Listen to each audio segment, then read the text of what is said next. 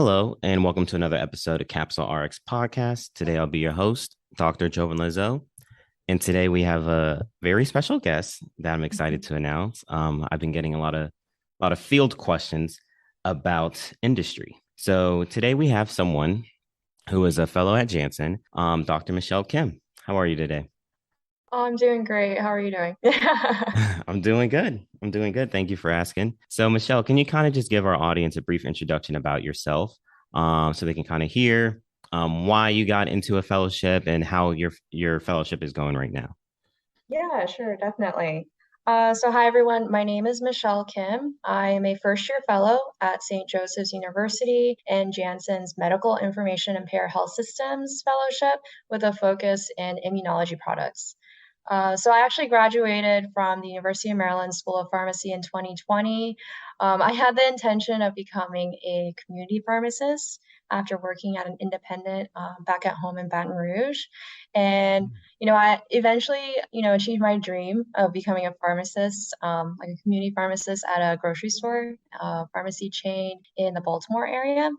And then eventually I actually moved on to become a long-term care pharmacist as well as a COVID-19 specialist at the University of Maryland. And I guess what really started everything was that in my fourth year of pharmacy school, I had an API rotation at the FDA, which really kind of just piqued my interest on the impact of what pharmacists could do on a global level. And so it's completely on the opposite side of, what manufacturing pharmaceutical companies do, but it really kind of like opened my eyes to what pharmacists could do in terms of like labeling, providing their expertise and their attention to detail for that. And I started reaching out to people at my school who were in industry or, were pursuing a fellowship, and I just wanted to learn more about it. And, I became a pharmacist, and throughout that time, it just kind of lingered in my mind for a while. And then last year, I decided to go for not only a fellowship, but also entry level positions into industry. And then fellowships were the ones that actually got back to me first. And so, yeah, that's how I kind of got my a summarized version of the Janssen Fellowship. So, the application process. So, can you kind of talk about that because I know it's definitely different than residency. So I'm not a pro at this. I know there's multiple fellowships. It's not all centralized like through ASHP forecast like it is Mhm, for residency. I know there's like the Rutgers Fellowship, which has like I believe their mhm, own program rather than some individual fellowships having their own application mhm. process. So can you just kind of speak to the application process that you went through? Yeah, so I could talk about my own personal experience. So I To be perfectly honest, I started looking for fellowships or my entire process around August or September of last year. Application portals start of our October or so, if I remember correctly, and they closed around like mid-November. So I wanted to get like a head start. And the whole reason being is there are many opportunities out there, and I just didn't know where to start. And I actually just started with like reading the brochures. So um, I looked at Rutgers, MCPHS, all the big like academic programs. They have them like readily available. Even if it's not the current one, you can always look at the previous year ones and just kind of have an idea and feel about what may be available that year. So I kind of like took the initiative to kind of educate myself on the opportunities out there. And, I started reaching out to current fellows as well. So after looking through the brochures, they usually have like the names of like the current fellows. And so I just went onto LinkedIn and I asked if I could, do like a short, casual, like 30-minute meeting with them. It'd be outside of interviewing, it'd just be for me to kind of learn about their current experience. And so I would reach out to them on LinkedIn and just kind of ask any questions that I felt like I was curious about for the program. And that actually helped me eliminate my search actually Hmm. for certain reasons. Just like hearing their experience, like some of them actually like solidified that I wanted to apply, and then others I was like, oh, maybe I could, look for a different one. Yeah. So first I looked at brochures, then I reached out to current fellows to kind of learn about their application process experience and then what their current responsibilities are. And then so I actually applied after, interviewing all of those previous current fellows and previous fellows. And, I made sure to kind of have my letter of intent as well as my CV, you know, in my words, I guess like perfected in my eyes, but also I had many Mhm. people look at it as well to make sure, everything checked out. And I guess I just at that time made sure I reached out to my references as well, letting them know about my intentions, that, these are my goals and I would love for them to kind of like advocate for me as well. And after submitting my application, I don't know how soon it was, but like I would get like calls or emails about interview opportunities. And so I like actually prepared ahead of time as well. I think the biggest thing I kind of practice is like my intro, like who I am, Mhm. why am I pursuing a fellowship, and just try to practice like all the behavioral questions that they might potentially ask, and then just working with my peers and my friends on that as well. And then honestly, like I had about like a couple opportunities. I didn't have as many just because I didn't apply to as many as like students would do just because time was a limiting factor for me. And so I just try to give my all with the few opportunities that I had. And I eventually had like a final round interview with my current one, and I just tried my best to kind of prepare any kind of questions that I had for potential preceptors, as well as my final round presentation. So for me, my experience, it's like it kind of lasted the entire fall, but Mhm. the actual like true application portion was like maybe like the second half of fall or so. I think there's a lot of prep work that I did before the I submitted my application just to get a better idea of what I was getting myself into. So, Gotcha. So, and that's kind of like a philosophy that I live by. Stay ready so you don't have to get ready. yeah. So when the opportunity comes, you're not kind of scrambling to get the letter of intent or the Mhm. CV reviewed. It's like you kind of already put down most of the grunt work for it, and maybe there's just Mhm. a couple touches here and there. Because time is usually of the essence, and you have to get these applications in by a certain deadline. Right. So with the fellowship that you're currently at, Mhm. how many like letter of recommendations do they require? Is it also like a letter of intent? Is there a written component of the application? Yeah, so my current fellowship, so it's a really long title, but it's called the Philadelphia College of Pharmacy Pharmaceutical Industry and Education Program at St. Joseph's University. It's based in Philadelphia, Pennsylvania. And so for our application process, we require a letter of intent addressed to our fellowship director.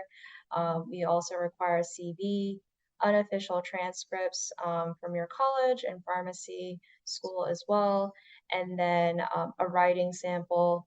Most, I think it's recommended to do like a drug information and a question and answer just for us to get an idea of how you communicate and how you concisely kind of like speak to your audience. And then Mhm. like a contact list of all of your references. Just we have like a reference form that we send out, and so we don't require a letter of recommendation. So Oh, wow.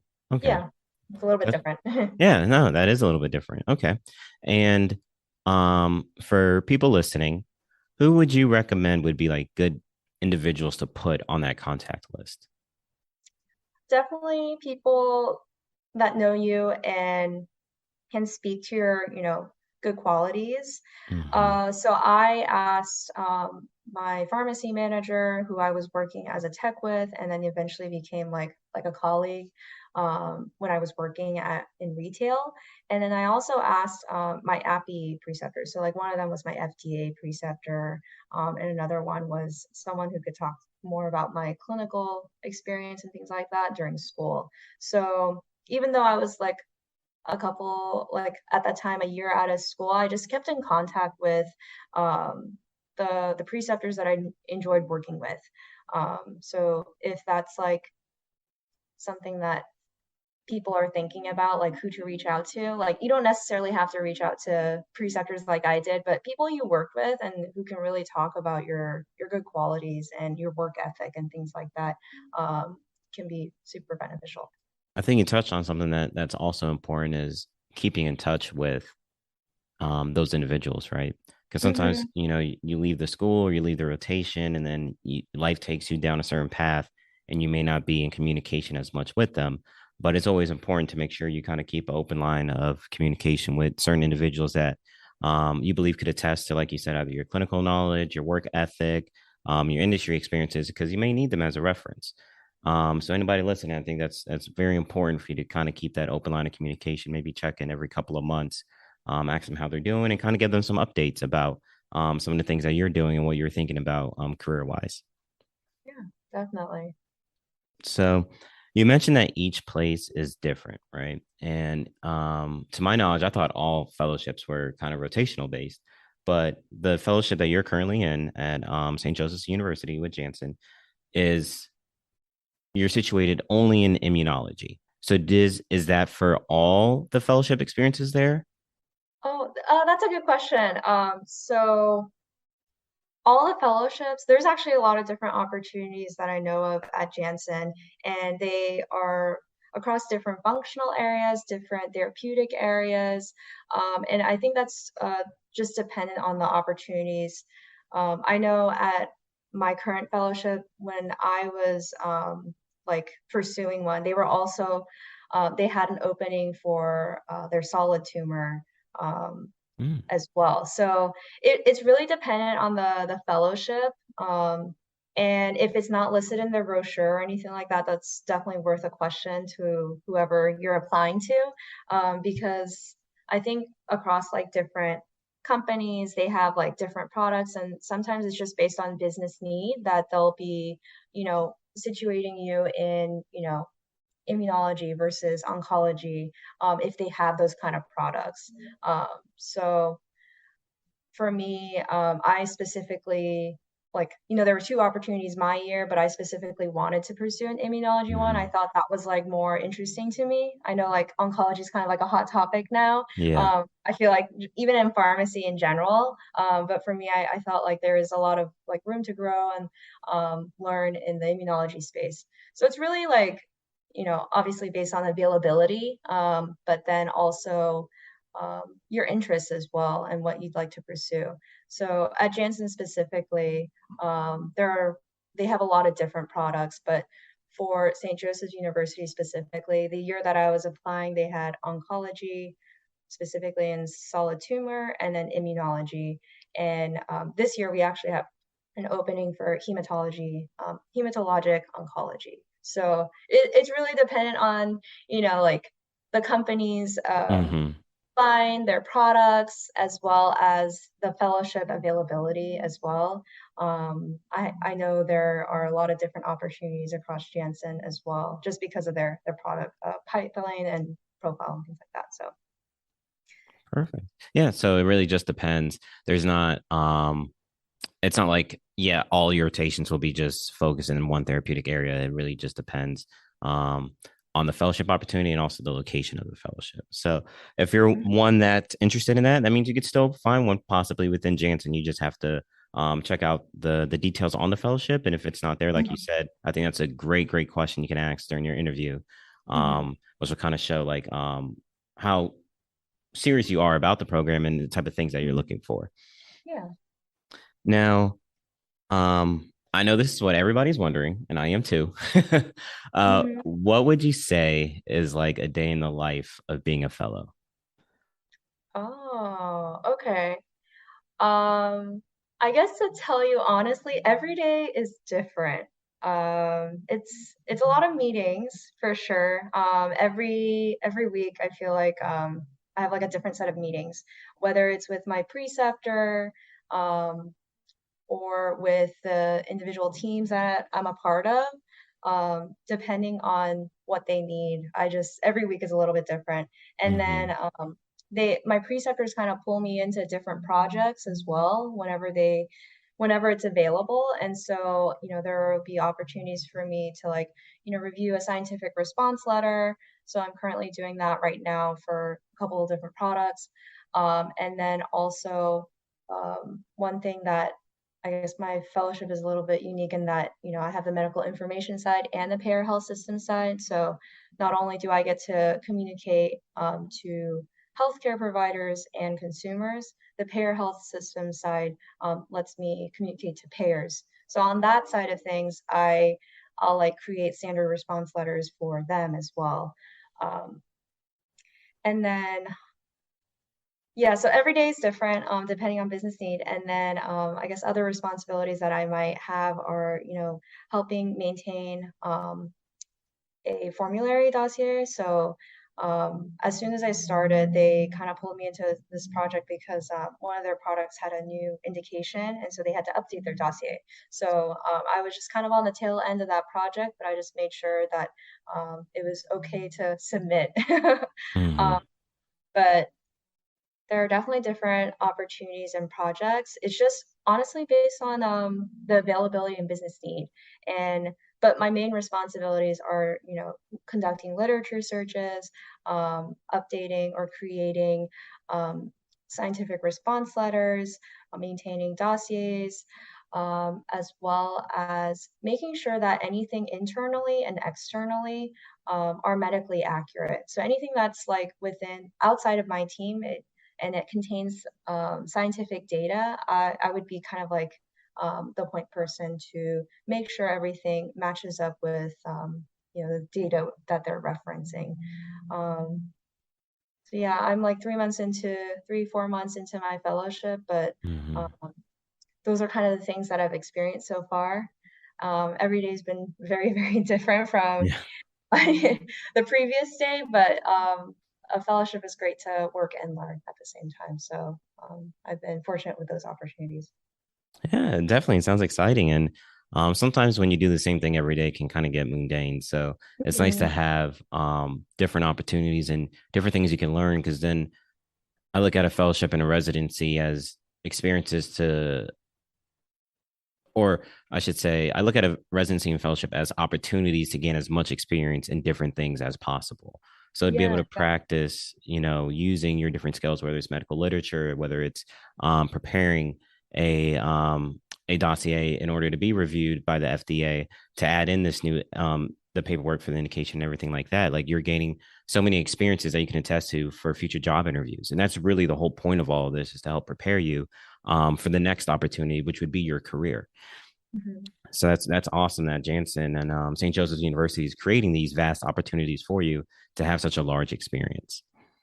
And with that being said, what do you feel, or because I'm sure you have other colleagues that are in fellowships that are doing certain things, is there anything that you feel is like different or something great that they're doing at St. Joseph's University to help kind of push some people to apply at the fellowship that you're at?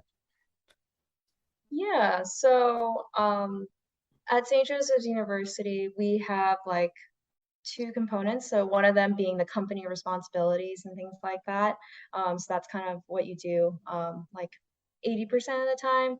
And then the 20% like remaining time, St. Joseph's has a lot of like professional development opportunities, teaching opportunities. So a lot of all the fellows have to get like a teaching learning certificate in their first year. And so we get Mm-hmm. kind of like hands-on experience with teaching, with small group learning, as well as presenting or creating and presenting a CE. And so that kind of helps with building communication skills and just overall like presenting to pharmacists in general. And then there's also an opportunity to pursue even more. studying. They actually offer like free tuition for SJU employees, so for their graduate program. So if you wanted to learn a little bit more with like an MBA, Master of Science, or even just like some sort of certificate program, it's covered by SJU since you'll be an SJU employee. And then overall, I just feel like our fellowship director has actually a lot of like clinical experience. He's also previously been like a residency program director. And so he kind of challenged himself to become a fellowship director. And he has made sure to like find all the different opportunities for us in order to get the most out of our fellowship. So not only me, but also my co-fellows as well. So he's always like on the search for like congresses or conferences that we can attend to that we could, grow professionally, but also supporting us. Like he's always like a text away too. So like he's very supportive in our daily like activities and things like that. So honestly, like there's a lot of like good things about SJU as a Mm. whole. But then there's also like we have like a tight knit fellow family where we can just kind of like lean on each other, and we have that kind of like support system as well. So That's awesome, and to hear that you kind of get a academia opportunity too is pretty cool. Um, because that's not something that I hear about a lot when it comes to a fellowship. So with that opportunity, do you have the opportunity to like present slides or teach a course at all, or is it just more so um, presenting with amongst other pharmacists? oh yeah, so that's a good question. So there is the teaching learning certificate that all fellows will be doing in their first year. And there's a component where you have to have about 10 to 12 hours of like in person um, or even virtual small Mhm. group teaching. And so this would be generally directed towards the pharmacy students there. And so, like, for example, I like helped out with the labs that they have, like where they do like aseptic technique and things like that. And so I was able to kind of Mhm. observe and give feedback on that. I think other opportunities are like holding journal clubs. And then also if you really there are opportunities to present lectures and things like that. So you might have to like create slides, but also present them and be available for questions, just like a professor would. So Yeah. there are a lot of different opportunities to teach, and it's just like spaced out throughout the year. Mhm. And that's super cool because it's really, like I said, it's really a opportunity to, if you decide, hey, maybe I want to pursue a career in academia, you have that background. Yeah, If you want to stick with industry, you have that background and you're still utilizing your clinical knowledge. So maybe if you wanted to work in the clinical setting, you could still do that. So that's super cool that you have such an opportunity to where it really allows you to kind of pivot to three different careers, which is probably something most fellowships don't really give you that opportunity for. So that's super interesting and great to hear. And I hope our audience that's listening, if you're thinking about, maybe a career in academia or a career in industry or even in a clinical side, like this is an opportunity to kind of gain that experience in all three. yeah, no, definitely. Perfect. So, is there anything else that you would like to mention regarding your current fellowship or kind of share with our audience to help kind of promote your fellowship to them? Yeah, so St. Joseph's University's industry fellowship program is still recruiting. We will be closing our applications on November 1st. And so currently we have 11 positions available with 6 different companies for the 2023 recruiting cycle. So there's still an opportunity to submit an application. And all these different fellowships, they are across different functional areas such as medical affairs, medical information, regulatory affairs, and clinical development. So there's really a lot of different options for prospective applicants. Some are 1 year, others are 2 year programs, and they Mm-hmm. deal with a lot of different products, whether they're prescription or over the counter products. So there's something for everybody out there. We do have like a brochure as well, and we also have like a website sjU.edu backslash pharma fellows. You can find all of the different opportunities as well as further contact information where we can like be reached at via email, Instagram, and LinkedIn. So Perfect. And on sjU.edu/pharma fellows, uh, mhm. can they also access the applications there, or is there a different website to access the applications? That is a very, very good question. So all of our job posting, all of our fellowship postings are actually, they're actual positions. So it's on jobs.sju.edu. And you can probably just type in postdoctoral fellow or fellow, and all of the different opportunities should pop up. So across all the different companies. But Okay. I would definitely check out the brochure first, see what like piques your interest, and then create your application and upload it Mhm. as well onto jobs.sgu.edu. Got it. Okay. So yeah, I'll definitely also look it up and I'll put in the show notes for everybody listening. So that way it's a little bit easier to access.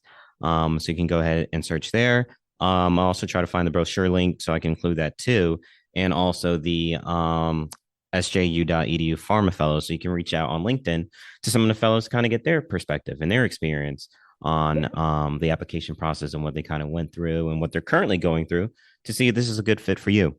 Because I'm certain that a lot of times we're unsure of things and we're afraid to ask. But trust me, a lot of us are passionate about what we do. So we would love for you to ask us about our experiences, so we can tell you and kind of help nudge you into the career that we think might be best for you. So if you're thinking about it, definitely reach out to any of the pharma fellows to kind of gain some knowledge on the experiences that they're going through.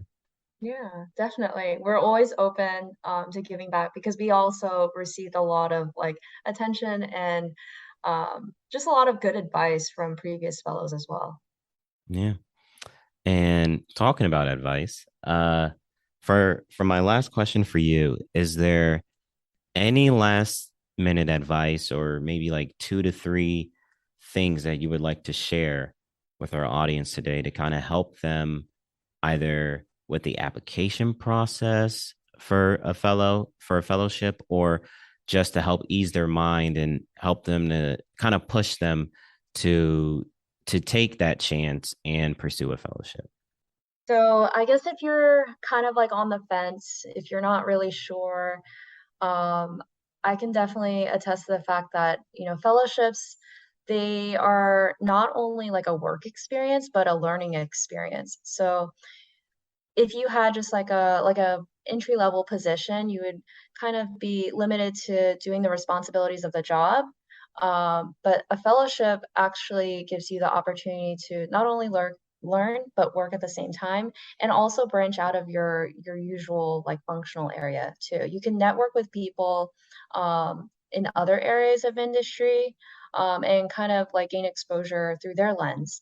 So if obviously you have your responsibilities with your company and your fellowship, but if you're curious about other things, a fellowship is the opportunity to kind of learn as much as you can about other opportunities for an industry pharmacist as well. So you can network with them, maybe even get stretch projects as well to kind of learn about their roles more. And I feel like a fellowship is the best way to kind of take advantage of the working and learning aspect of it. So, if you're not sure, just go for it. Honestly, I don't think Yeah. there are many opportunities where you can do both and also have that flexibility of learning outside of your functional area too. And then as far as like the application process goes, I know it's kind of like in a tight window and there are a lot of things to kind of attend to. Just like, make sure that you know that you're a student first, put those responsibilities high up, but also know your schedule really well and just try to schedule things and be mindful of, not only your school schedule, but also, your mental sanity of things, just so that way you can breathe in between. And then just network as much as you can, to be honest, to learn about the different roles out there, the different fellowships, the different opportunities as an industry.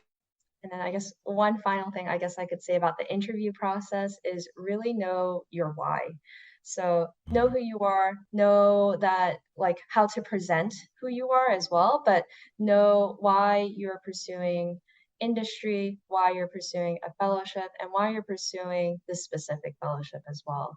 Um, I think if you can summarize that really well through and like a couple questions, a couple sentences, whatever it may be, that really helps people who are evaluating you, kind of look at you in a different way from a letter of intent or a CV, and they have kind of clarity on who you are as a person. Definitely. I think that's an important gem right there.